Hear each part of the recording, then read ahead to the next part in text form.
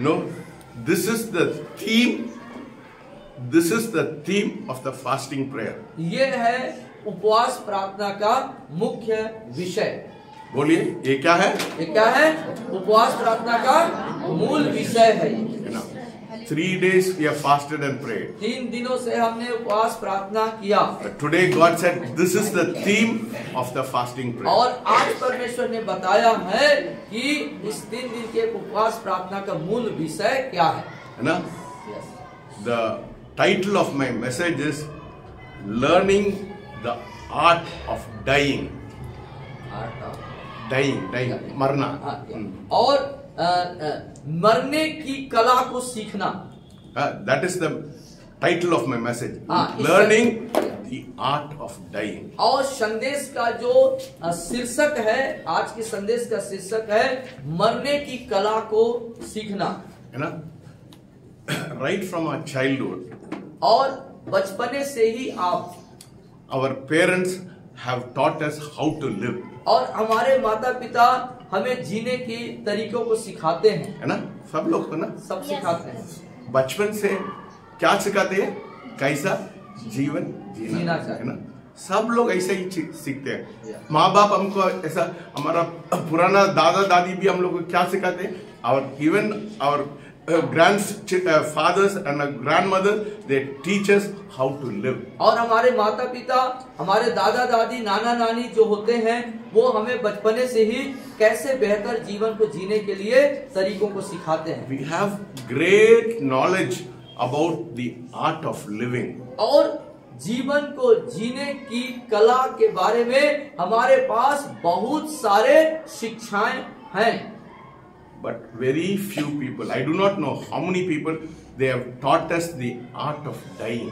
लेकिन बहुत कम लोगों के पास, अब मुझे नहीं मालूम कितनों के पास ये होगा, बहुत कम लोगों के पास मरने की कला सीखते हैं, मरने की कला की जानकारी है। क्या आज सीखना जा रहे हैं? क्या आप सीखना चाहेंगे मरने की कला? बोलिए सब लोग। मरने की कला सीखना, है ना? We know how to, we are very intelligent. हम बहुत बुद्धिमान हैं। We are very clever. हम बहुत ही चतुर हैं। We know how to live. हम इस बात को बेहतर जानते हैं कैसे जीना है। But we are very ignorant of how to die. लेकिन कैसे मरना है इस बारे में बिल्कुल अनजान है। Yes. अज्ञानी है। So even for the last so many years, I've learned only to live. I did not know how to die. और पिछले कई वर्षों से मैं अपने जीवन में कैसे जीना है उस बात को सीखा, लेकिन कैसे मरना है उसको नहीं सीख पाया। But today the Holy Spirit showed me how I should die. लेकिन आज पवित्र आत्मा ने मुझे इस बात को दिखाया मुझे कैसे मरना है। Only when you die, और सिर्फ जब आप मरेंगे, then you'll bring forth fruit. तभी आप फल लेके आएंगे। कितना लोग फल लेके जाना चाहते हैं? How many of you कितने want लोग fruit? फल लाना चाहते हैं? फल लाना चाहते हैं। Then you have to learn the art of dying. तो यदि आप फल लाना चाहते हैं तो आपको मरने की कला को सीखना होगा। Hallelujah. Yes.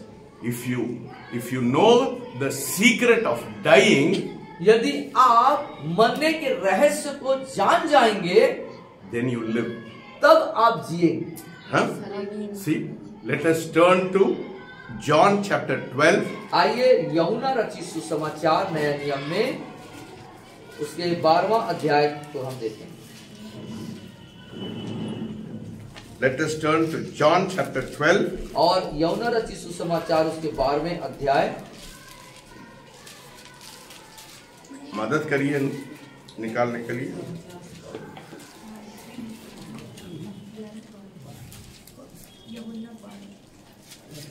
यूहन्ना रचित सुसमाचार उसका 12वां अध्याय, नए नियम में आएंगे तो पेज नंबर 149, 149, पेज नंबर 149। जिनको बाइबल जानते हैं वो को बता दें।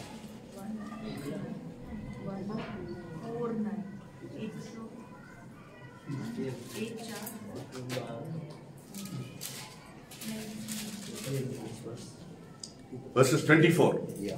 24वां पद, 12 अध्याय उसका 24वां पद हम देखेंगे। निकाल दिया सब लोग? कौन कौन नहीं निकाला? हम लोग हेल्प करेंगे। सब निकाल दिया? सब निकाल दिया। Okay, fine, very good. So मैं तुमसे, बोलिए सब लोग। मैं तुमसे सच सच कहता हूँ कि जब तक गेहूं का दाना भूमि में पड़कर मर नहीं जाता वो अकेला रहता है, परंतु जब मर जाता है तो बहुत फल लाता है। ठीक? So unless you die, Bible says only Bible teaches us how to die. और देखिए, सिर्फ बाइबल ही मरने को सिखाता है। Yes, People teach us, the world teaches how to live. लोग और संसार आपको कैसे जीना है इसके तरीके सिखाते You हैं, struggle, you take so much of effort, so much of pain to live. और जीने के लिए बहुत प्रकार के संघर्ष, बहुत प्रकार के मेहनत, बहुत प्रकार के तरीकों को आप उपयोग में लेके आते But in हैं, the end, you're not satisfied. लेकिन अंत में आप फिर भी संतुष्ट नहीं हो पाते हैं। संतुष्ट होते हैं? नहीं होते होते हैं संतुष्ट? नहीं होते। Yes. We struggle so much, but we are not satisfied. और बहुत प्रकार के हम संघर्ष करते हैं, तथापि हम संतुष्ट नहीं हो पाते। Yes. Unless a grain of wheat falls to the ground, it dies. और जब तक गेहूं का दाना भूमि में पड़कर मर नहीं जाता, है ना? आप कितना लोग have you seen a seed? कितने लोग बीज देखे, गेहूं का बीज देखे हैं, गेहूं देखे हैं? What happens when you put the seed inside the ground? और जब भूमि के अंदर हम उस बीज को डाल देते हैं तो क्या हो जाता है? Does it come the same way? क्या वो उसी तरीके से ऐसे निकल के आ जाता है? नया रूप आता है। नया एक रूप लेकर के, एक स्वरूप लेकर के वो बाहर की तरफ आता है। That will what happen when you die. यही होता है जब आप मरेंगे। समझ रहे ना? यस, ये बात को? समझ You रहे हैं understand? आप? You know? आप समझ रहे हैं बात को? When you die, जब आप मरेंगे you will have a new nature. तब You आपके have a pass new form. एक नया स्वरूप, एक नया रूप आपके पास है। You know? Yes, When Jesus lived on this world, और जब प्रभु यीशु मसीह जगत में जिंदा रहे, जीवित रहे, कार्य कर रहे थे, he was half human, half God. वो परमेश्वर थे और मनुष्य भी। He was half God, आधा परमेश्वर half man. और आधा मनुष्य। But this man, लेकिन ये मनुष्य it completely died. पूरे तौर से मरा। You know? Yes, His flesh died completely. उसका जो शरीर है वो पूर्ण रूप से मरा। You know? That is why the Bible says इसीलिए बाइबल बताती है in John 3:34, और यूहन्ना 3:34 में, यूहन्ना 3:34 में,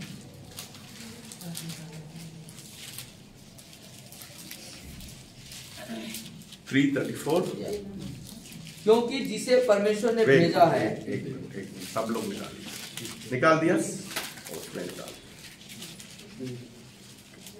वही चैप्टर है, वही उसी पुस्तक में पीछे आइए, तीसरे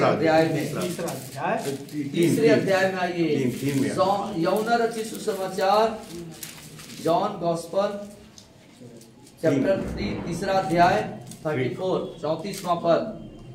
हाँ, एक साथ मेरे पीछे आप बोले, क्योंकि जिसे परमेश्वर ने भेजा वो परमेश्वर की बातें कहता है, क्योंकि वह आत्मा नाप नाप कर नहीं देता। What? Jesus had the spirit without measure.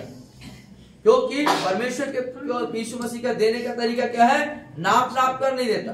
नहीं, यीशु मसीह नहीं है। The Holy Spirit of God was given to Jesus without measure. और जो परमेश्वर का आत्मा यीशु मसीह को दिया गया वो बिना नापे दिया गया। You know why? मालूम है क्यों? He was 100% dead to the flesh. क्योंकि वो 100% शारीरिक रीति से मरा था। 100% he died. और 100% वो मरा। Yes. See, The Bible says, Bible बताती है no, the Trinity. The Three- Bible talks about Trinity. Bible त्रिएकता के बारे में बताती है। Father, पिता, Son, पुत्र the Holy Spirit. और पवित्र आत्मा, 3 people.